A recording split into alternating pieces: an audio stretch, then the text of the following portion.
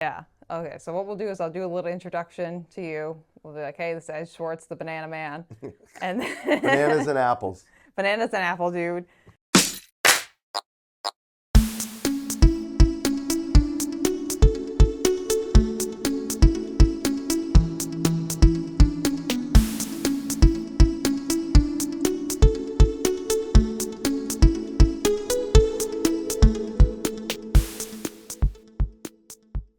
Hello, and welcome to Runnah, running on Cape Cod, Massachusetts and beyond, and welcome back to your favorite local running community. I'm Juliana, your host, and this week we have another part of our Cape Cod Marathon team here, an essential part of our Cape Cod Marathon team, because without him we would not have bananas. We have Ed Swartz, the banana man, and Thanks. apple man. Thanks. Yeah. Appreciate being here. Yeah, I'm excited to have you on, Ed.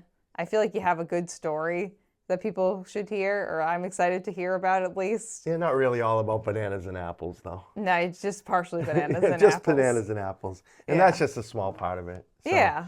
No, but- I appreciate being here. You Yeah. know, But you're part of our running community yeah, too. yeah, and I enjoy being part of the running community. And actually, one of the things when we first moved down here full time about 6 years, 5.5, 6 years ago, that was one of the things that I really, because I had really just gotten back into running again. Yeah. If you didn't know me back in that time, but No, I weighed a lot more than I weigh now. Oh, okay. When I first came down here, I had just come off of losing about 65 pounds Nice. Good and job. and starting to run again.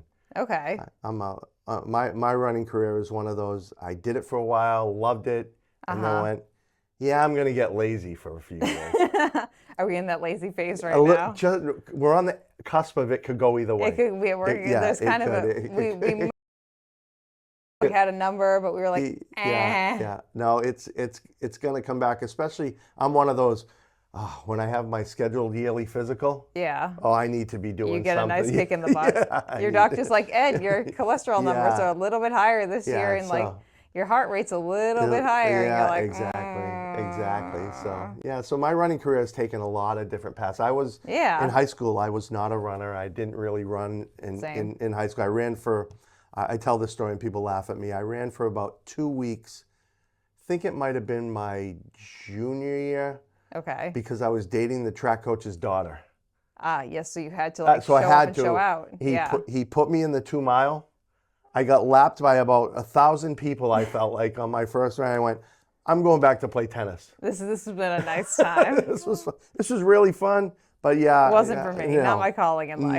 No. So I didn't start running until I was in my late 20s. Okay. When I was working for a company called PowerBar. Yes, and this is like the Ed Swartz like origin story right here that I didn't know existed. But now I'm going to learn more about. Yeah. So in 1995, I took a position with PowerBar when they were really in their infancy of a company, and I was the first East Coast sales guy. And back then, I weighed more than I weigh now. And as I tell people the story, they didn't hire me for my athletic ability. That was what it was for sure. So. But you weren't the Instagram model for them. No, but the company was made up of a lot of athletes. It really was. It was built on the backs of athletes locally across the country. The founder was a gentleman by the name of Brian Maxwell, who would run the Falmouth Road Race many times. He was a Canadian Olympic marathoner. We have one of those around here now too. Yeah. Oh yeah, right, Ben. Yeah. Funny how things change, isn't it? Yeah. They change, but they stay the same. So Brian had spent some time here. He actually met his wife, who was from Needham. And then there was a scientist from MIT, and they developed the PowerBar for when you hit the wall. Yeah. That's really what he did. And he went PowerBar. and he started the company by going to all these small bike events and all of his fellow runners and handing out free product. Okay. So the company was built off of developing 16 field marketing offices across the country, doing small events to that they were early sponsors in the early 90s of the road race. Yeah. And that's how I actually got my first number in the road race was. Oh, you were a PowerBar athlete? Well, not an athlete, but You I can was say you were an employed. athlete then. I was an employee, but I was also an elite athlete for a minute there because I had an elite number. Yeah. I was very quickly passed and left behind by all the other elite people. Yeah, I am nowhere by far an elite athlete in almost anything, but and I had the experience of being down here since my family started coming to Falmouth in 1970. That's a while ago Yeah, now. so we were staying on Mariners Lane back in those days, and in 1973 for the first race, we were on the corner of Mariners Lane watching the runners come by. So, wow. What a flashback right there. Things go a little bit of full circle. So yeah. So I enjoyed my time at PowerBar, but I was working with all these athletes, and I'm like, man, I really got to do something to get myself. So I started running. Okay. And how did that go for you? It was fun. I never saw myself as breaking any world speed records. But that's going to be the what? I continued to run. And that was probably that was probably 97 when I really started taking up running. Okay. And I would do local 5Ks, local 5-milers, and came down here and did the race 4 or 5 times. Yep. And then decided that, everybody has a bucket list, right? Did you have a marathon on your bucket list? I had somehow some crazy thought got in my mind that, man, this would be a great idea, specifically while working for PowerBar because I had access to bigger races. Yeah, so I feel like anyone who lives in Massachusetts, the thought of running a marathon crosses your brain at least once, just because of the Boston Marathon. Yeah, just a thing. And that was the one. So I had done races in New York as part of PowerBar. Used to have the PowerBar 20-miler in Central Park. And that's fun. I would go run that. Yeah, and you could do it as a team of 4 or as pairs. Or as a solo. Or as a solo, yeah. So and they would have elite athletes who would come, and it was an event that paid for the winners. Yeah, and that'd be fun. And they would bring in some of the PowerBar athletes, and I did it as part of a team. I did the 5 miles, which I learned a lot because I never realized how many hills there were in Central Park. There's a lot of hills in Central Park. Did not know that there were a lot of hills in Central Park. So that was my first entry into doing any kind of distance running. And then my original goal was, you know what? I'm going to do a marathon before, I think it was before I turned 40. Okay, that's an admirable goal. Yeah, and PowerBar got sold in 2000 to Nestle, so things were always on the change, and who knew how. So in 2003, when I was, I think it was 38 at the time. Okay, still before 40. Still before 40. I made the choice to run Boston. Okay. And I was able to get under PowerBar. I got a number as a sponsorship number, and you kind of live in that low-key, controversial influencer life before that was a thing when people were like, "Don't give numbers out to." You're right. So, but you were living on the controversial line already. I was. So what I found the toughest thing was, and I talk to people who train for Boston all the time now. Training in the winter here is not the funnest part of running a marathon. I don't know if you've met Daniel or not. He's the kid with the developmental challenges that I work with. Yeah. He has told me multiple times. He's like, I want to run the Boston Marathon. He's also a fair weather runner. I remind him that if you are going to run the Boston Marathon, you do indeed need to go out in 20 and below weather in the snow largely and actually or run for 20 miles plus on a treadmill, which is not ideal either. No. And I've done both. I've done everything in between. I've run Boston twice, and I've consistently run a spring marathon, even though every time I run a spring marathon, I say, I'm just going to run some fun halves and not a spring because I finished the spring training. And I'm like, this sucked. Yeah. So it's rough, especially here when we hit February, it starts icing over every morning. Yeah. That's rough. Yeah. So it was, and that's what it was like. It was some cold mornings, but of course, we get to the day of the race. Yeah. And it was 72 at the start. That sounds correct. Yeah, and it was it was 58 at the finish, and everybody kept telling me, you have to remember the first 6 miles is downhill. It's technically a downhill marathon. Don't worry about, things will change. And I got 6 miles in, and I'm like, I got a blister. My whole training I didn't have a blister the whole time. So, and then I get about 10 miles in, and I start running, because what I tried to do was, hey, hook up with somebody that's willing to chat a little bit while we're going along the way. This sounds accurate. There was one guy who we trained a little bit together, who we rode up that his wife dropped us off.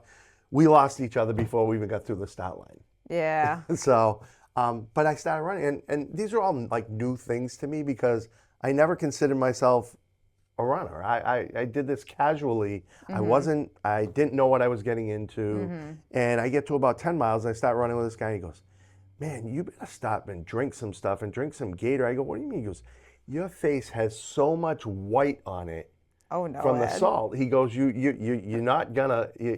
So I ate bananas and drank a bunch of Gatorade, and I got through it. It wasn't, How are you feeling at the end of that?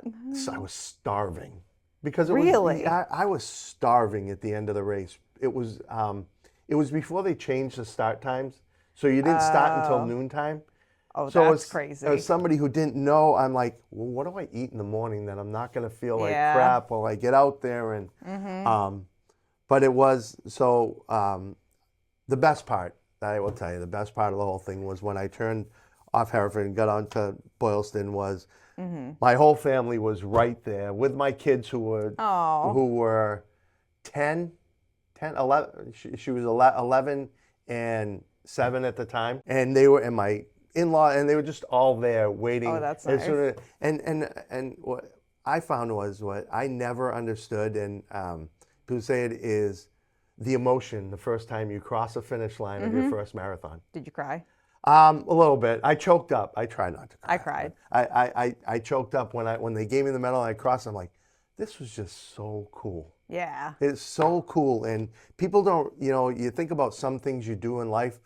This is something that most people will never experience. And it changes you. Yeah. And you really learn a lot about yourself. Yeah. Because there was a lot of times out there I'm like, I for really a minute, I stopped and walked some of the times, and I struggled Walking through is allowed, it. Ed. And I struggled through it, and I had set a time goal for myself, but at the end of it I'm like, I just want to finish. Yeah. I just want to finish. And that's what I did, and it was great. I finally found my family eventually. Yeah. And my wife said, yeah, you really need to sit in the back seat with the window open to drive You smell back. that bad. You're that sweaty and nasty. and then she goes, so what? I'm saying, I'm starving. So we're driving home, and she said, well, what do you want to eat? Whatever you want. Yeah, you're the king of the car right now.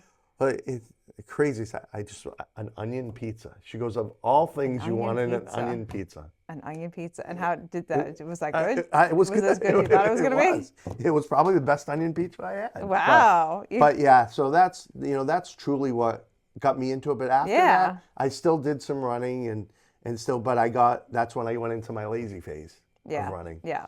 And, is that where we are hanging out right now? Like the slightly lazy phase of running, maybe? Slightly. This one was way worse because I went, so I probably ran for a couple years solid after it. Okay. And then in my early 40s, I started to get really lazy about it. And I would still go to the gym sometimes. And there were a couple times I started running again here and there for a while.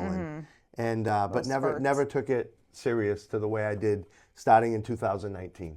Okay. So what prompted us to take it serious? So in 2019, it wasn't about the running. It was, oh shoot, my son's getting married in a year. Oh, you want to look a little bit better? I can't look like I look like now. We don't want to look like a schlump. And I was I'm a little over 5'8". I was 235 pounds, and I'm like, this can't happen. So changed my diet, changed my lifestyle. Started out by walking. It was all walking. It was elliptical. It was on the treadmill. It's a good way to start. And by the middle of the year, I was like, I have a friend who she's run Falmouth a lot, and she is a hardcore. Yeah, she's all in. She's a 365 days a year. Yeah, that's hardcore, me. Like 8 miles a day. Are you sure you're not talking about me yet? No, well.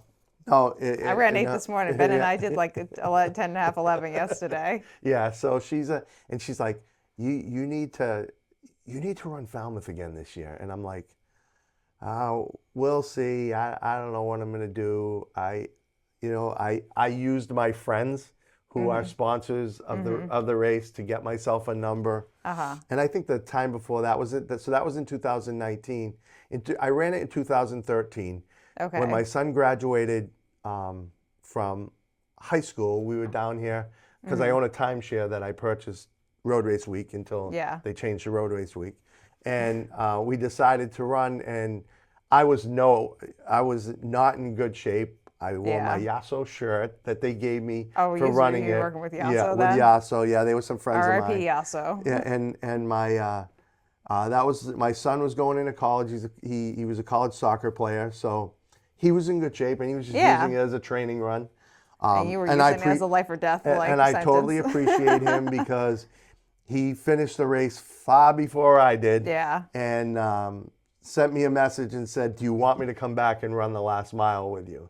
Oh, and so he did that? And he oh, did. that's and, nice. And he did. And he did. And I'll readily admit it that I'm not sure if that year he actually ran as himself.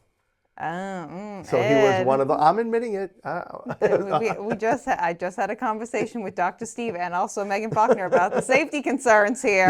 Yeah, that's not happening anymore. So that's right, friends. No more. We're not doing that either. No, not anymore. Safety concerns. We had a whole discussion about why that's a safety concern. Yeah, and Scott and I had that discussion earlier this year. Yeah, why you don't want someone else's mother being called to your bedside when you're unconscious at the hospital and having to deal with like Jimmy's mom there. Yeah, so it was a great experience for me, and so when he told me he was getting married, I'm like, well, I need to get back in shape, and I actually I up until the last probably about year, I've been pretty hardcore. Okay. I mean, I was running. I did some challenges of run 100 days straight. Yeah. In the winter. Okay. Down here. January to April. Which was great. I thought I had a great time doing it. And everybody goes, well, doing these challenges, you only have to do a mile. And I said, well, you never wanted to do more though if you start doing it. I did it, and I said, I don't put my sneakers on to go out to just do a mile. Yeah, you want to be out there longer than usually most people finish a mile in under 15 minutes. Yeah. So usually if you're looking to get some exercise, you're probably looking to be out there longer than 15 minutes. Yeah, and so I think I averaged 3.5 a day for those 100 days. And I did, but I'm not a guy, when they go stretch, that's the first mile to me. There's no real stretching. And then I've been getting better about stretching, but I'm not great. And then I'm not a track guy, so I don't go to try and build my speed. But I was really happy with myself. I got to the point where I was, on some days I was running sub 8 minute miles. That's pretty good. Which was, I started doing the Friday 5. You get competitive with those old 80-year-old guys out there who are running 6:30s at a casual pace, and you're like, wow, I feel bad about myself. Yeah, and I had some fun with that during the 100-day streak. There was Friday nights in the winter that I was the only one going out, and there was one night. It was actually the weekend that got me involved in becoming part of the marathon group. Okay. Was the year that we had the really bad storms and the race got canceled. Was that your first year with the marathon? I hadn't even, and they were looking for volunteers to come down and serve soup. Over at the Gus County Center. At the Gus County Center, and I showed up and said, I'm here to volunteer, and I got to know Jack a little bit and the group. Charming. And that's what got me into the group that I came back after and said, I didn't realize that you were a recent addition to the Cape Cod Marathon team, Ed. I thought you'd been with us for a while. I just make people feel that way. Yeah. You just well, I guess you've been in town for a while. Yeah, well, so you've not necessarily been in the marathon team for a while, but I thought you had been here for at least prior to me, because I joined the team in 2019 because I ran my first marathon ever in 2018, which was this marathon on the old course. Yeah. The old course, friends. Yeah. Still, that is the most challenging road marathon I've ever ran. Yeah. Is that old course. Yeah. It's bad. I have long conversations with Courtney. With Courtney Bird over. Are there short conversations with Courtney Bird? No. But Courtney and I have served on the municipal light board together down here. So, but we talk about the old course, and he shows me, news articles of the old races, and that both the numerous times they've changed it up until this current course. Some of those look really hard. They're old course is like the old course 2018 and prior, not like the old course or the old course, but it was a lot of hills. Yeah. And also just you're playing car hopscotch hardcore, especially on Tom Landers Road. you are taking your Yeah. life into your hands Yeah. on that road.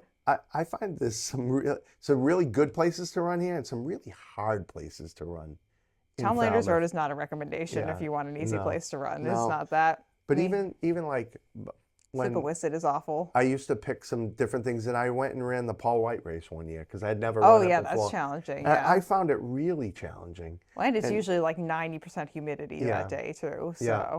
And then one of my favorite ones, and it's crazy, people, Yeah. is the Weary Traveler in January, just because of the Oh. time of the year that it is. that's one I haven't run yet. Yeah, it was. I've run it a couple times, and Where because does that start again? at the Weary Traveler. And Where is that, it's, though? It's in Pocasset. Is it? Oh, it's in considered. Pocasset. Yeah, it's one of those side roads off of 28. Oh, okay. It's like top yeah. of like very north Yeah. Falmouth. Yeah, but I never probably wouldn't have run it because when I started running, I actually joined the Colonial Road Runners Club out Blasphemy. in the South Shore before I moved down here.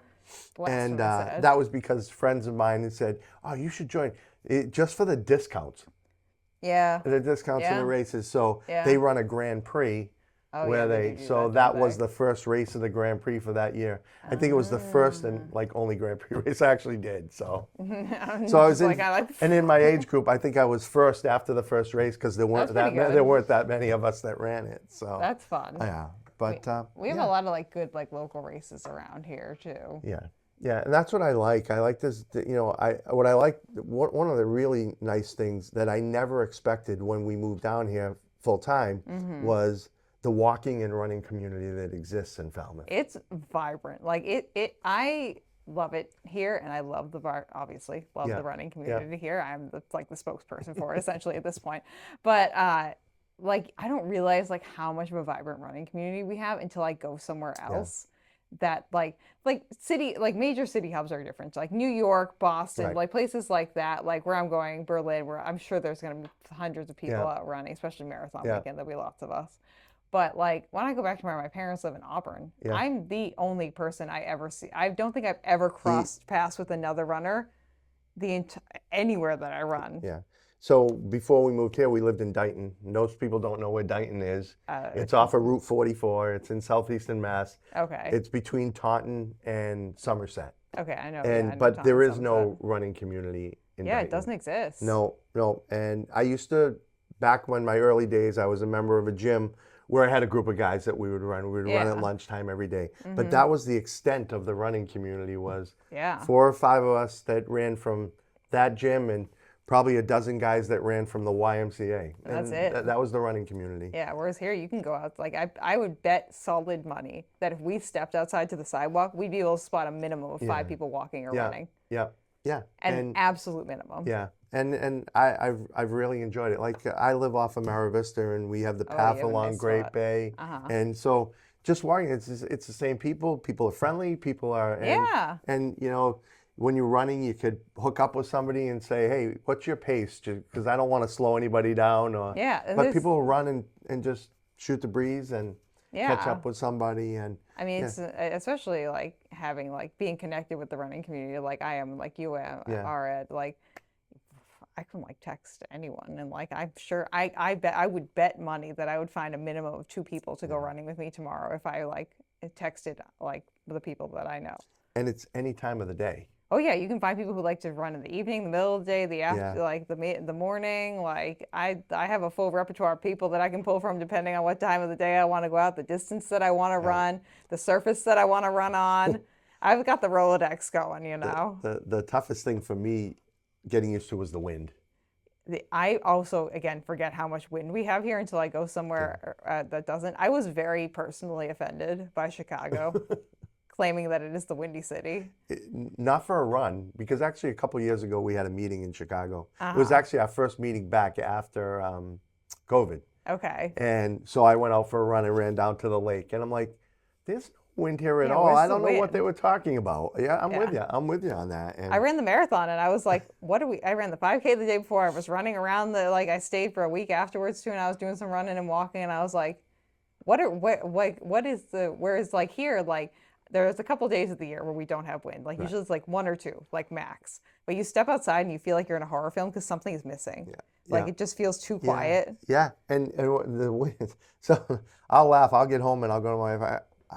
I went out and back, and somehow I had a headwind Both ways. Yeah. I don't know. It's the same road. And I'm sure you do the same thing too, where you plan your run around the wind. Like, do I want to hit the headwind on the way out or the way back? And you're like, okay. Or how can I find it where I'm in between enough houses that it's blocked? Well, that's the other challenge too, is like, because of all the zoning laws down here, they can only build buildings so high. So they're not really blocking the wind either. Yeah, I'm lucky. On Mara Vista, if you stay on Mara Vista, it's much better. But every time you hit certain streets, you can hear it's coming across. It's coming across. You get blasted from the back. The only way to like really like stay out of the wind is honestly to go run like more of the trails that are around here. So I did the trails, and shout out to the guy who got me out there the first time was Jason Cullinan. And Jason we know Jason. Jason's going to be on here too. And Jason got me out there to run trails from his house. He showed me how you can cross 28 without getting hit by a car. To get out to out back. You guys go to like BB Woods or like something.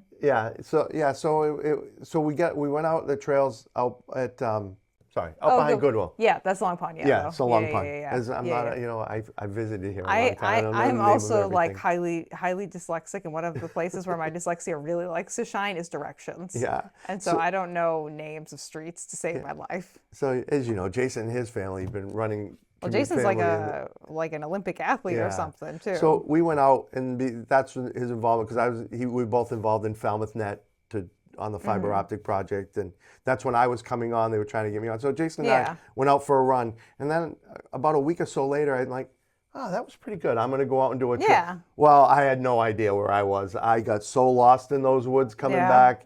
And that's pretty easy to do out there. But I finally found my way back on the 28 and walked my way back up towards Crab Apples and figured out where I was. Oh, yeah. I've been spit out there, too, before. It took me 3 times of, like, me, like, doing, like, really terrible orienteering to figure out, like, how to get around that pond without, like, getting super lost. And I had my phone with me, so I'm like, but you're in the middle of the woods trying to figure out navigation. There's not a lot of roads for it to pick up. So I had to put you right out of 28. Yeah, so that's my extent of your trail running career. My trail running career. That's your trail running career. I've done it a couple times. Now I consider running along Great Bay Road. We're on the other side of Mara Vista. That's my trail. We'll get you. I'm trying to work with Chris Risco to like kind of like buff up the trail run. So which that's like. The only problem with that one is it's not easy to follow that, but they do a good job marking it. But it's hard to run that course when you don't know it. But I've really enjoyed. So when I got down here, it was one of the good things was getting involved with the running club, because it got me to meet a lot of people. As much as I know, you and I had a conversation earlier that I kind of seem to know a lot of people. You have a lot of connections. I didn't. I grew up in Taunton. I grew up in the Taunton area. I was politically involved in the Taunton area many years ago, and in Dighton. So that's where my roots were. That's my, my family's been in Taunton for, I think my grandparents came in the early 1900s, and wow, so, you're like original Taunton. Yeah, so they've been Tauntonian. My family owned an office supply business there, so we were, entrenched in the community. So that's where all the people I know were from and reside. And there are a lot of people from that area who vacation in Falmouth or who have migrated down here. So makes sense. But it got me involved, and now I serve on some committees here and really enjoy it. And my wife and I talk about it all the time. It was the best thing we ever did was move down here full time. Honestly, one of the best decisions I've ever made too is take a job that made me move down here. And like I no longer have that job, but like that was 9 years ago at this point. Yeah. But like once you get the beach, you're not giving it back. Right. You can't move away from the beach now. Right. Who are you kidding? Yeah. And we live here full time, and I plan to retire here and just continue. There are quite a lot of other people who are retired here too, as you know from the population down here. Exactly. But yeah, I've been in the food industry for 35 plus years, which has helped me to do a lot of stuff with the running community. Yeah, with the running community, and not just the banana and apple story just came from Jack said, well, I'm like, well, I work in the industry. I sell produce. Yeah. I sell produce. I work for the largest tofu manufacturer in the world. And we're an Asian foods company. And I'm like, well, I know produce guys. What do you need? And he said, well, last year we got like 22 boxes of apples and 19 boxes of bananas. So I sent an email and said, hey, Evan, can you help me out? Yeah, And we need some bananas. yeah, Give me some bananas. and he now I just actually email the Shaw's warehouse, and they set it up, and they deliver it, and they deliver it the Friday before the race. And yeah, so we keep that going, but we want to expand to see if we can get some more food companies involved down here. I think so. Not only with like the marathon, but you're talking about the road race too, potentially, like throwing some ideas out to Megan, who if either has already been or will. I don't know what order these episodes are coming out, and this is my third one, this third or fourth this weekend before I go off to Berlin. So scooting everyone in. So when's that race? That is not this Sunday, but the following Sunday. So next Wednesday, I am out of here. Anyone else from the club? I don't. Eric Wheeler is running way in front of me, way in front of me. He also is someone who we'll have him on the podcast eventually, but when he travels, he mostly just does solo traveling by himself with his family. It's just that. I don't think I know anyone else this year who's from the club who's going. I'm going with Team for Kids, which is the New York's Roadrunners primary charity. I've run New York with them. I'm probably going to run London with them too. Probably going to run Sydney with them, honestly. Nice. They're great. Nice. But yeah, it should be good. Yeah. Should be a nice time. But yeah, it definitely would be nice to get more food vendors involved with things and just let them kind of buff out our food tent. Yep. Did you have any ideas you were thinking about? Yeah, so I work with a food broker, which they represent roughly 150 different manufacturers or more. So we could have confetti cake. Find one of them and use them to help us bring more vendors in. So over time I've asked people at the Mother's Day race, there's that bar that we get. Was it the Aloha one too, or was it a different one? No, it's a different one. I'm trying to remember what it is. South 40.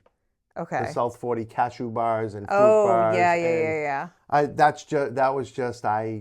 We have the same food broker. Yeah. I said, hey, do you guys want a sample? They sell them at Shaw's. They sell them at Stop and Shop. Actually, I think they sell them at Windfall as well. So I said, hey, do you guys want? So they send us bars every year. Oh, that's nice. Yeah. I'm sure Mary appreciates that. Yeah, a couple years ago, I have a friend who sells wonderful pistachios. Oh yes, we know the wonderful pistachios. Yeah, and they're wonderful. The earlier the better. Yeah. And then I have a friend who just moved down here who works for Utz Chips. So we're going to try and get Utz Chips involved. Yeah, let's do something with Utz Chips. Yeah. I don't know if we have an exclusive relationship with the Cape Cod potato chip I don't people, think but so. I doubt it. I think Jack and the Beanstalk is probably our only official hookup. I think we actually buy them. Yeah, because it's those apple cider donuts, man. If we don't have those donuts, there is going to be a riot. Yeah, can't beat the donuts at the race on that day. I'll tell you what, as the social media person, that's still the number one question that I get. People confirming in that we will be having the apple cider donuts. And Steven's soups are. Oh yeah, Steve Bird, he's great. With his soups, it's our chowder hookup. Yeah, depends on the day. Like some of those colder, rainy weekend days, it's great to have them there. Oh yeah, especially even if you're just because he makes a chowder, like a vegetarian/vegan chowder, depending on how he's feeling. He does a gluten-free soup. He does a fully vegan vegetarian soup. There's at least 4 soups every year to choose from, including your classic clam chowder. Yeah. I think he does a corn chowder, a clam chowder, a gluten-free thing, and then a vegan vegetarian kind of whatever. I enjoy. I'm kind of a. As my wife would say, you're a little bit of a social butterfly. There's no introvert in my. You're very social butterfly. I love the day. Jack will tell you, I'm the first one there in the morning because I enjoy just the whole scene of what we do. And, it's a lot of fun. I volunteered at the running club tent, even though I went there 2 days, even though I signed up for 1. Yeah. Just to hang out with the group, it was fun. Yeah. I had a good time. Get to see people I haven't seen in years too. Especially at the road race, because there's it's a global event. Yeah, so there's people I haven't seen. A longtime friend of our family who worked with my mom, I hadn't seen him in a while, has run the race 43 times. Joe Cavillhog, and Joe was friends with Kathy, and we found out that day that Joe's friends with Kathy. So and it's things like that you learn over the time and see. So I feel like the running community in Falmouth is both teeny tiny but humongous all at the same time. Yeah. Yep. Like we all know each other, but there's still like, but we're all like so globally spread out Yeah. too, Yeah. in a And good way. that's one of the things at marathon weekend. I mean, like a couple years ago, this woman walks in and I'm like, Nancy.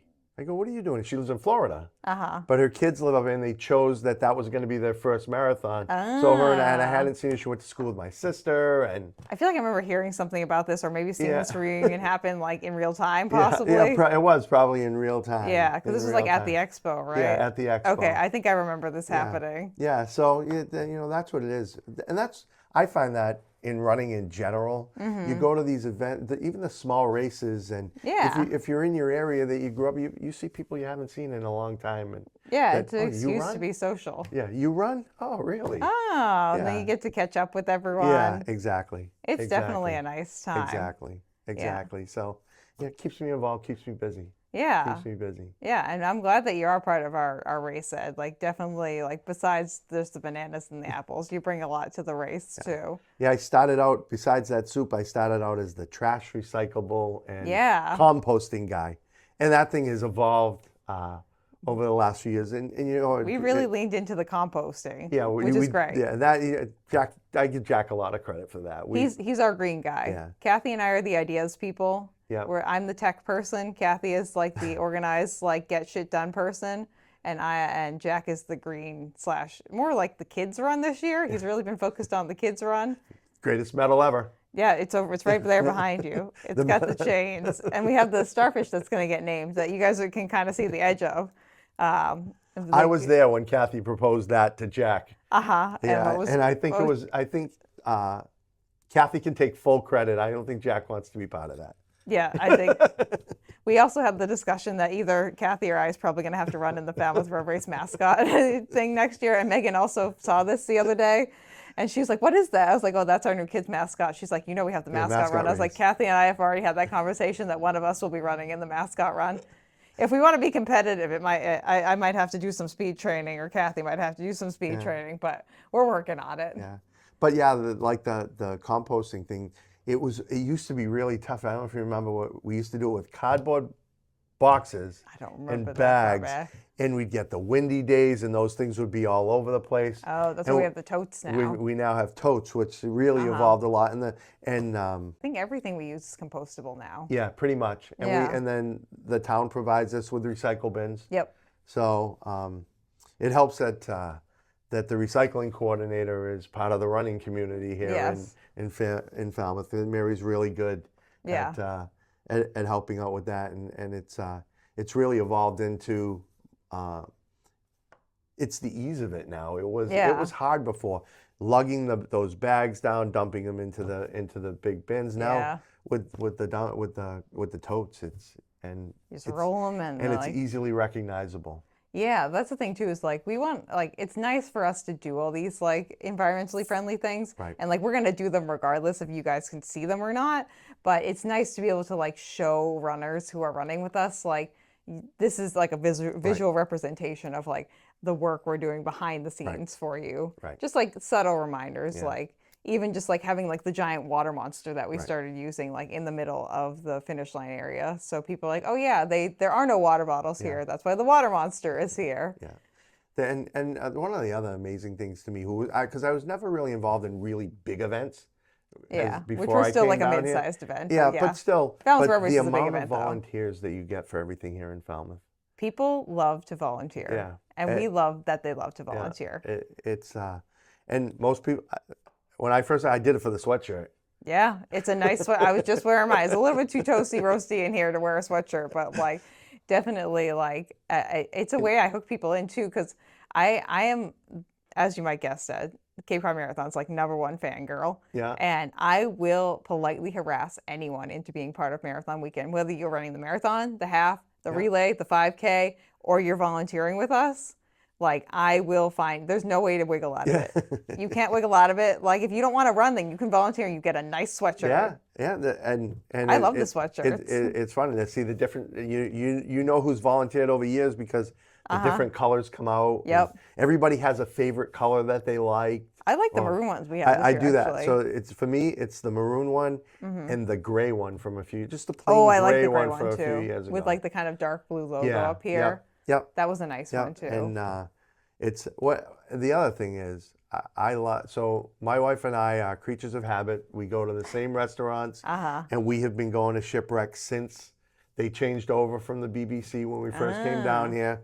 So And now it's there great are- to see them, not just ours, but how involved they've gotten into the running community in town. Yeah. Have you It's met great. Alex? I have. He's a good dude. I've spent some time with Alex. Yeah, he's Yeah. a good dude. Yeah, because I used to tell people that if you ever wanted to assassinate me, you can find me because I go to the same place at the same time every Friday night. So if they're looking, You're probably at Shipwrecked. Probably in the same seat as normal too. You probably walk in and they're like, "Hey, what's up, Ed?" And you're like, "Hey." Yeah, there it is. So, but Yeah. but it's things like that. And Yeah, it's great to have. Kathy and I have had this conversation a lot too, where like every year we're adding something to the marathon. We're getting a little bit better, and like not that there was anything wrong with South Coast Wind, but they're not like a local organization that has just like general goodwill about it within the community. And having Shipwrecked as our title sponsor this year, it just added just like that little je ne sais quoi that like we kind of like needed to bring ours up to the next level, where it's a local organization that is well loved by the community and by the tourists, and it's something that like you slap it on something, people know it. They're happy to go there. Like we're happy to work with them. And yeah, I actually was just talking to Alex yesterday about like maybe doing some live episodes of Runnah there. And potentially like doing like a post, like a bib pickup Falmouth in the fall kind of like live thing. So people like have a That's my other fun. I totally enjoy volunteering for Falmouth in the fall. That's a lot of fun. I've never too. run it, and it's usually because I'm a Patriots season ticket holder and it falls on the day of the race. But I can go down and volunteer in the morning before I head out to the game, and that one's a lot of fun too. And even bib pickup is a lot of fun too. You get people who are like all excited to like run the race. Yeah. It's a nice time. Yeah. It's but yeah, I really enjoy it, and it helps me to meet new people. Yeah, I'd say like anyone who's thinking about volunteering, like definitely it's a great way into the running community where you don't have to be in any kind of different like physical shape to like volunteer with us. Right. We have jobs that range from like being on your feet all day and like being really active to like sitting at the expo and handing out numbers. Like you can be involved in some capacity, but you don't have to have like, we'll meet you where you are essentially. Right. Which is really great because then you can go be social with people. You get a sweatshirt. You get a sweatshirt. You get that goodwill of all those runners who are like all excited to run. Get to have soup. Yeah, you get free soup. If you volunteer with us, you can access the food tent. You can get a free donut. Yeah, you don't have to run any distance. You can go have a donut while you're waiting for people to come in. It's great. It's great. It's a lot of fun. Honestly, like the medal handing out people, they got it made because they get to like celebrate the people coming across the finish line. Yeah. And they're in prime spot to go bop off and get a bowl of chowder. Those are the people. Yeah, absolutely. So yeah. So I think it's a lot of fun, Ed. It keeps me motivated. Yeah. Yeah. Do you have any like goals for your running right now, or like No. goals for your no? just hanging out. Just to get out there. Hanging out, just doing a thing. Yeah, just to get out there. I have no, I'll share races this. on the calendar? No races on the calendar. I need to get myself back into my motivational stage. Yeah. Yeah. So you don't have to do anything, but if you want to, you should. I do. It's my motive. But the one thing is, I may not be running, but I walk. If I'm not running, I'm walking. Yeah. So which is still really good for your health. Right. Try and keep moving. Yeah. Try and keep moving. That's the best way to stay moving is to just keep moving. Yeah. It's and now that we're in local summer, it's way better to have. Yeah, this is local summer right now. Now we're in local summer. So, this is summer for the locals right now. As soon as school starts and all like the big tourist like population leaves the town, it still is just as busy here because all the residents are like. I came home from a tattoo convention Monday night, 8:00 Monday night. Anejo is popping. Quarter deck is popping. I'm like, is there a holiday that I missed? Like, is this not on the calendar or something? Yeah. But it's just it's like kind of the first or second official week of like local summer right now. Yeah. And I enjoy it now. But now it's leading up to the race. Yeah. Yeah. And we're looking forward to that. So. Are you doing it? So this year, do you have any specific roles that you're playing at, or is it just No, Banana Man? No, I'll get the bananas and apples, and Bob McDonald and I, we have a specific. We go over there at 7:30. We load them in the truck, and then we do that for 2 days, and then I try and help tour coordinate the recycling, composting, and then I do whatever Jack asks me to do. If you need me to run to do this, or you need, and my first goal every year when I get there in the morning is, who loaded the truck to look this way? So I try and reorganize everything so it's easy to get the stuff out and move the things around and try and take control of what comes out of the back room here and gets just put in the truck. I feel like if anyone actually saw the size of like the office here, like in like the full office, and then also saw how much stuff this marathon, like we need to run the marathon, you would really just be like, how the heck does where do they put things? And the answer is, we don't know. Yeah. Right. Yeah. They just kind of come and go, and if they fit, they fit, and if they don't, we fit them somewhere. Yep. So that's just how it goes. So I'm looking forward to I get there at 5:30, 6 o'clock in the morning till we close down for the day, and then on Sunday, I think the Patriots are away, so they don't play till 4:30. So it's perfect. It's perfect. Yeah, awesome. It's perfect. It's a perfect day for everyone. Yeah, exactly. Yeah. Exactly. Also, it's good for people. Anyone who's watching this too. Like Ed is a good friendly face to go like flag down if you see him like walking around at the finish line or wherever you are. Like if you have a question, Ed can probably at least point you in the correct direction. That's what I try and do. The direction pointer. Yeah. I may talk your ear off for 5 or 10 minutes and keep you. That's the price that you pay to understand like what direction you should go in, or if you're going the right way on the course. And if I don't know, I point you to Jack or Kathy, because that's it. Kathy, those are my two go-tos too, where people are like, can I do this? I'm like, I don't know. You see that guy up there with that orange jacket on? Yeah, he's usually wearing like orange or red or whatever. I just got a jacket this year that Marathon Sports made us, and it says announcer across the back. Nice. Yeah, I was like, wow, look at me being an official over here. I think it's like my 4th year announcing the race. Nice. So it's a lot of fun, Ed. And people appreciate that too. I love doing it. Because you have some great, like, if you see somebody you know, or you get announced as a local legend if I know you. And like we do like all the screaming. Anyone who's running the Chowder Challenge too, if you pop up on my list of like who's coming, or I see the yellow bib coming down the chute, I make sure that everyone screams for those people. I give those people a real lot of credit. Yeah. I do too. I have no running a half on Saturday and a full on Sunday. I will tell you that's not even close to the bucket. It's never even going to... What, you don't want the spoon? No, not in general. The spoon medal, Ed? Back during COVID, when I was doing a lot of running to keep my sanity for work, I did myself what I think they refer to it as the dopey challenge at Disney. Oh, so you did the 5K, the 10K, the half, and the full? No full. Oh, the goofy. It must be the goofy. The goofy, Goofy is the 5, 10, half. So dopey for the real dum-dums like myself out there. I've never ridden the dopey, but I've done the Chowder Challenge twice. Yeah. And I'm training for a 50-miler, so you know what? I'm as dopey as all shit. So, exactly. So I did my own goofy. At home, but I did it backwards. I started because I'm like, wow, it's not going to be built up. I do the half first. I can get myself through, a 10K the next day, and so I did my own. That's my preference too. So the 2 years I did it. So I did it in 2019, like officially on the course, and then 2020 I had signed up for it, but I did it virtually. But because I was able to choose what I was doing, and no one was forcing me, I did the full marathon the first day. I did the half marathon the second day. Yeah. I actually, some people are like that all the races were getting canceled. I think it opened me up to do some virtual stuff at races I never would have done. Like I did the Disney Star Wars half. Yeah, just for shits because and the medal was really cool. So, yeah. Even at my age, the medal was really cool. Disney has some really fun medals. Yeah. Like I've done some of their 5Ks only because I want the medal. Yeah.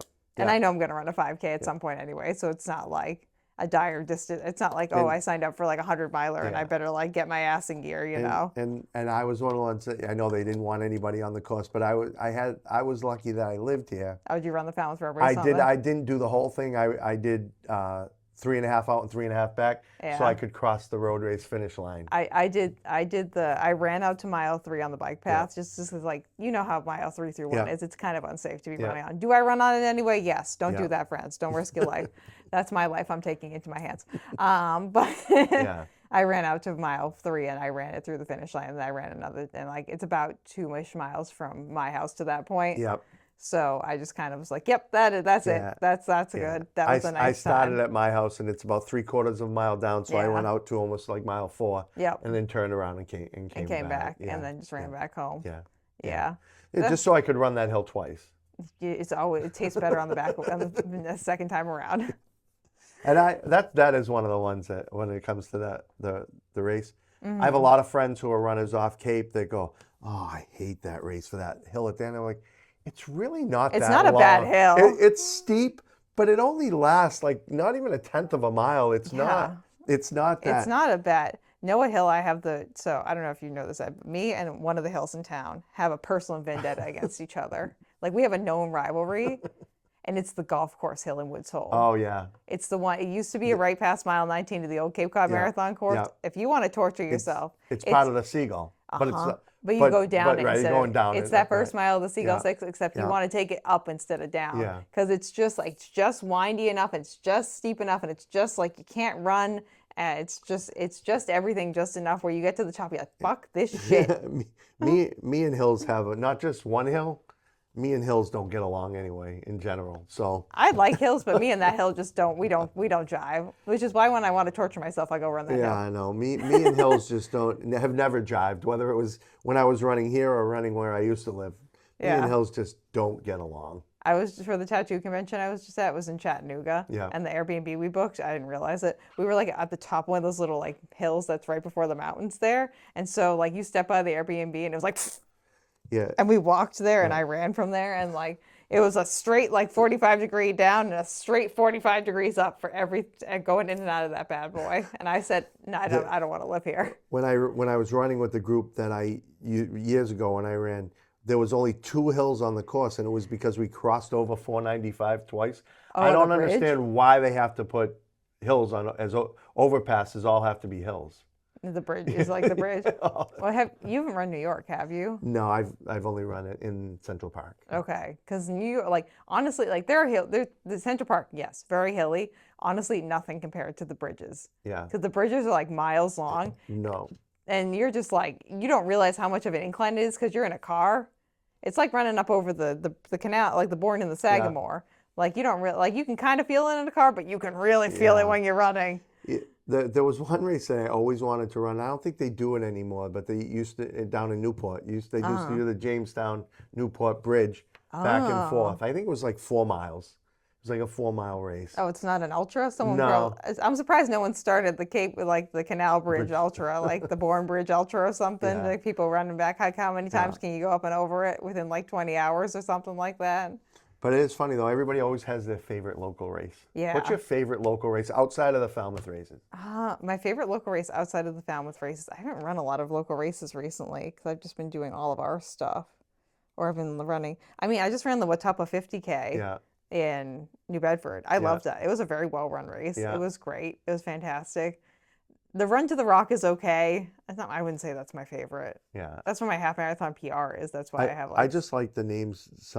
There was one I used to run that they actually stopped about 2 years.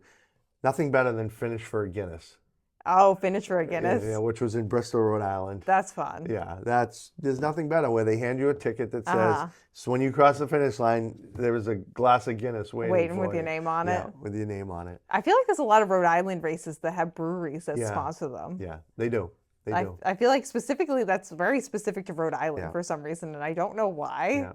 No, my 2 favorite 5Ks were that one and I've always liked the Plymouth 4th of July race. That's one I've never gotten around to running just because I don't like driving on the 4th of July, and like I don't feel like driving out to Plymouth on the 4th of July. But I want to run that race. Yeah, I leave it like 6:30. I'm home by like 9 o'clock. Yeah, I'll just have to do it one year. It's fun. I just got to do it. Well, this year I had something. I was like away on the 4th of July or something, so that was kind of like knocked that out of the picture. But yeah, that's one that's been on my bucket list for a while. Yeah.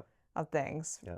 Yeah. Yeah, and the person who pushes me to run stuff down here is Uh-huh. my old classmate who's been running down here for a long time, is Robin. Ah, Robin, yes. Robin O'Donnell. She and I went to high school together. Yes, I remember hearing about Yeah, this. yeah. So she is my, why are you not out here? Why are you not coming to run with us this day? Why are you? And Yeah. I hide. I duck around. Yeah, Robin likes to yell at other people a lot too. You're not the only one.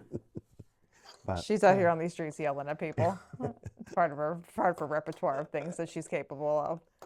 But yeah, I mean, I'm always down to try out new races too, you know. Yeah. So, Yeah. been diving a little bit more into trails, but we'll see. Yeah. We'll see how Yeah. that goes. I don't know, Ed. Yeah. But that was great. Thank you. Thanks for coming on. Thanks for having me. I Yeah. had a great time. You love to talk. I do. I love to talk. You love to talk. I love to talk. You love to talk. When Kathy, told Kathy I was coming on, I go, I don't know what I'm going to say. She goes, oh, you'll figure it out really quick. That's like me saying, I don't know what I'm going to say. And just like, I don't know what I'm going to say, but I'm going to say something. Yeah. There's got to be words coming out of my mouth, you know? No, But thanks. yeah. We'll round it out, Ed, though, with my little segment I like to do at the end, which is called What Shoe Do You Choose to Use? So you can shout out either one or multiple different shoes that either one, live rent-free in your brain. So like some people have shouted out the first shoe they ever ran in, or you can shout out a shoe that you're currently running in. So, you love I see we have a pair of Nova Blasts on right so now. that is, so I have a story about why I run Nova Blast. Okay, because anyone who's watched this channel knows that the Nova Blast is one of my all-time favorite running shoe families. Yep. Big fan. So tell me how you got into So I was running in Brooks in Ghost. Okay, literally 50% of the running Yeah, population is correct. and that was back when I started running again, and they were okay. I had no problems with them, and I think they were up to the 11s, the 12s, the whatever. And Sounds like everyone who's ever run I with came Paragos. down in 2019. I came down for the road race. Yeah. And went to the expo. Yep. And talked to the ASICS guy who was there from, I think probably from Marathon. Was it Pat? I'm not sure. And he said, Tall guy, black hair? yeah, it Pat could Cunningham. be. And he said, so for one, what size shoe do you wear? I said, normally. He goes, so what size running shoe do you wear? Yeah. And he said, you should be wearing about a half a size larger when you're running as much as you're running. Yeah, your feet are small. And he said, try this shoe in the half a size, and it was Nova Blast 1. Yeah, because you have the 5 on right now. And it was actually when they had the road race special one where it came with the road race laces. Yeah, they used to do that. We need to make more road race shoes again. Yeah, and I started with the Nova Nova after COVID. Yeah, the Nova Blast 1, and ever since I've been a Nova Blast guy and followed him. I think these are 5s. Those are definitely the 5. Yeah, those are 5s as well too. Although the best shoe, and I just wouldn't spend the money for it. When they did the test a couple years, I ran in the Super Blast. Oh, the Super Blast. It was, and I'm like, but no, they got the Super Blast 2 out now. Yeah. The 3's probably coming out. And they just came out with the Mega Blast and the Sonic Blast. Yeah, and the Super Blast was incredible, but $200. Yeah, it's $200. Yeah. And I wasn't going to go there. And I just love my Nova Blast. I think love the Nova Blast. the redesign to it, and I won't go to any. And my wife, she doesn't run. She walks a lot, but she's an ASICS person, and she is one. And she was ASICS before I was, and she's like, telling you're wearing the wrong shoe. But I will say, I did try one of the Kayanos, and I hated it. Well, that's a support shoe. Yeah, that's a completely different animal. And I don't know who put me in it and said, "Oh, you got to try this one." Yeah. And I'm like, I ran them twice and went, no. Yeah, no, I'll walk in them just because I have them. Yeah. And but yeah, my choice. Maybe you got them because Jack, our race director, is also a ASICS boy, and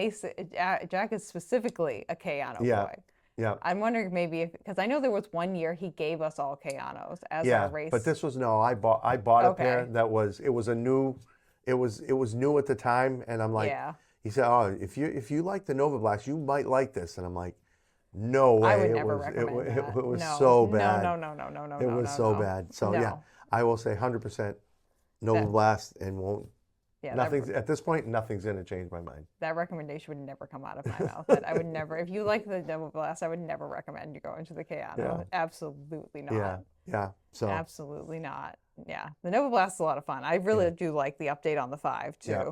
My only qualm with the Nova Blast, and it continues to be a qualm, is that the grip on the bottom is shit. yeah. If there's any kind of wetness outside, you are slippity sliding Yeah. around those bad boys. Yeah. And when I'm in my running mode, I go through shoes really quick. How many miles do you usually get out of a pair of shoes, Ed? I try and get a couple hundred out of them, 250, 300, but it's not even close. But it's not so much the bottoms.